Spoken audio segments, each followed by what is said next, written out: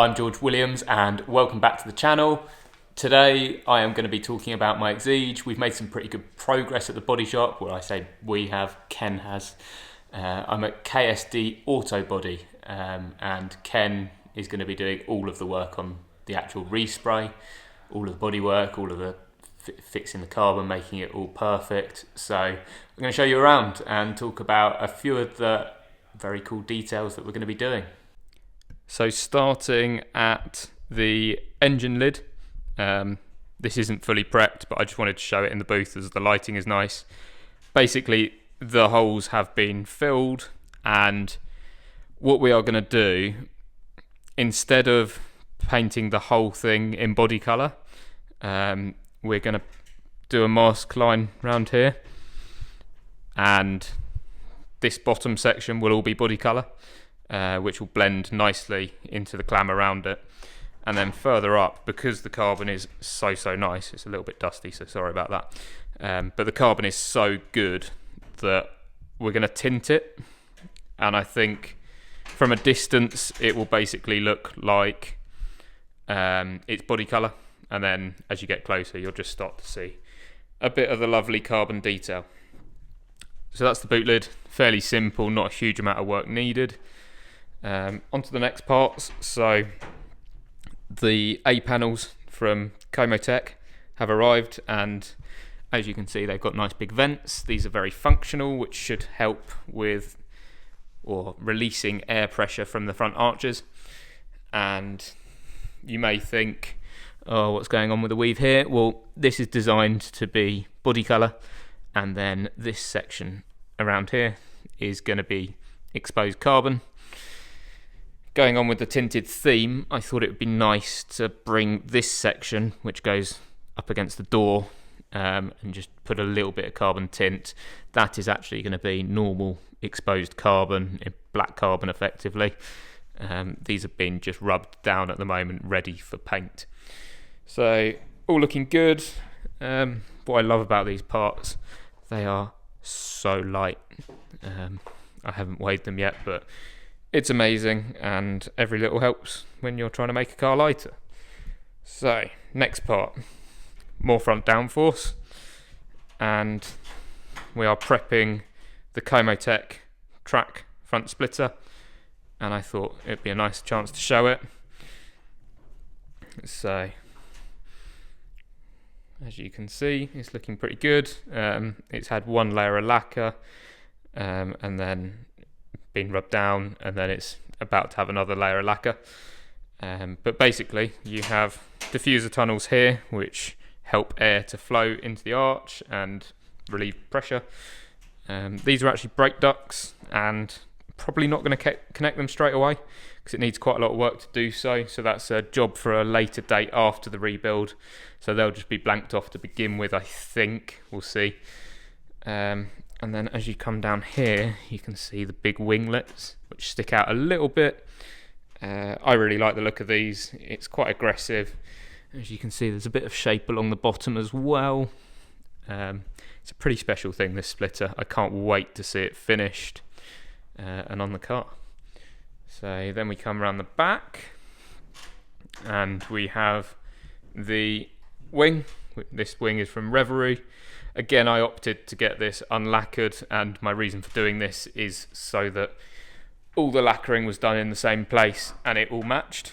This is going to be left normal black carbon effectively, and then if I show you here, we have the end plates. These are from Tech, again just straight out the mould. I'm very pleased that they came without the holes so that they can fit onto this wing, but what we're going to do is paint these in the new colour so that they're body colour.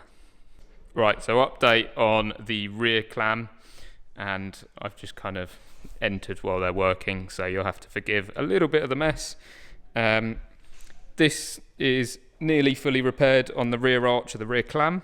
It's very solid, which is really nice. So there's been reinforcement from behind and basically bonded it from the inside. So it's fully solid. It's going to be as good as new when it's done, which I'm excited about. As we come down here, there was a repair there as well. That is pretty much done. As we come around here, you can see we have filled in the number plate lights. I'm going to do something a bit different on the number plate lights. These ugly units from Lotus have always bugged me, so that is an area to be fixed. And then on the other side, we had more repairs, which are quite ugly, but they're nearly there, to be honest, so that's really nice.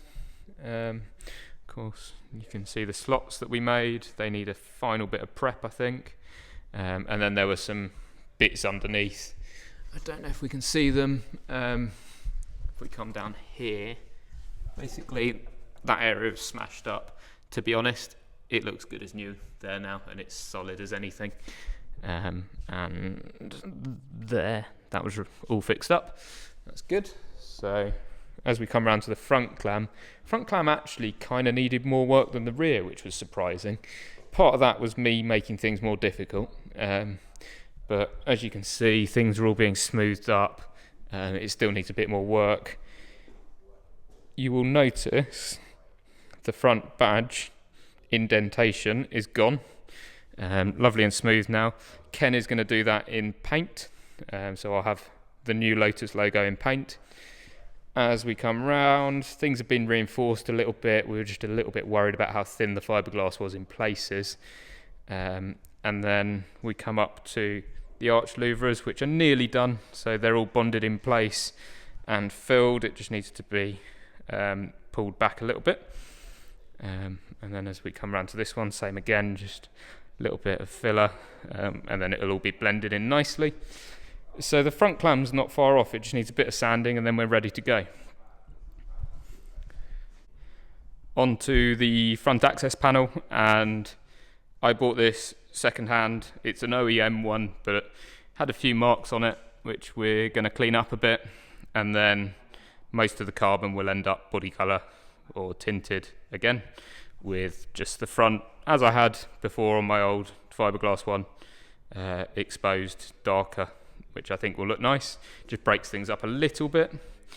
As we come down, now I wanted to do something a bit different. I wanted just to make my car a little bit more aggressive, and we've started playing with the lines just a touch. So this is a first little skim.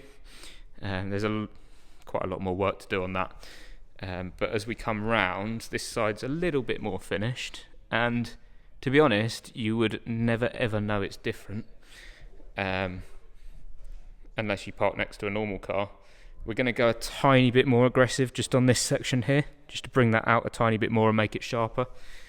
But it's nearly where I want it to be. It's quite exciting. So yeah, the car is making very good progress. It is nearly done with the prep stages. I reckon we've probably got another week, maybe 2 weeks on prep. We'll see, and then I will be going to the paint stage, which is exciting. So that's a little update. It's a very quick video just to show you guys where we are. I hopefully get this out very quickly. So yeah, that is my car.